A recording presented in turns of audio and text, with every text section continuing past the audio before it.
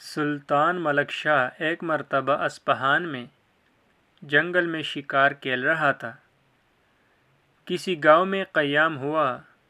وہاں ایک غریب بیوہ کی گائے تھی جس کے دودھ سے 3 بچوں کی پرورش ہوتی تھی۔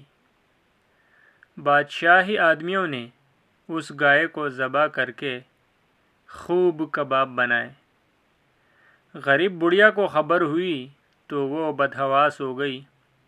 بادشاہی آدمیوں کا مقابلہ کوئی داد و فریاد سننے کو تیار نہ تھا۔ اس پر لاوارث اور ایک غریب عورت ساری رات اس نے پریشانی میں کاٹی۔ صبح ہوئی، دل میں خیال آیا کہ کوئی نہیں سنتا تو نہ سہی کیا بادشاہ بھی نہ سنے گا، جس کو خدا نے غریبوں کو ظالموں سے نجات دینے کے لیے اتنی بڑی سلطنت دی ہے۔ بادشاہ تک پہنچنے کی کوشش کی مگر ناکام رہی۔ معلوم ہوا بادشاہ فلاں راستے سے شکار کو نکلے گا۔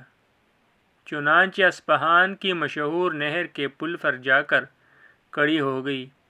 جب سلطان پل پر آیا تو بڑھیا نے ہمت اور جرأت سے کام لے کر کہا، اے الپ ارسلان کے بیٹے، میرا انصاف اس شہر کے پل پر کرے گا یا پل صراط پر؟ جو جگہ پسند ہو انتخاب کر لے۔ بادشاہ کے ہمراہی یہ بے باکی دیکھ کر حیرت زدہ ہو گئے۔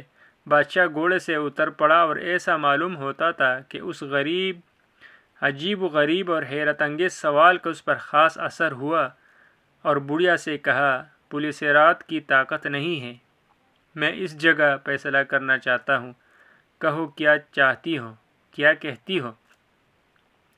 بڑھیا نے اپنا سارا قصہ بیان کیا۔ بادشاہ نے لشکریوں کو اس نالائق حرکت پر افسوس ظاہر کیا اور ایک گائے کے عوض میں اس کو 70 گائیں دلائیں اور مالا مال کر دیا۔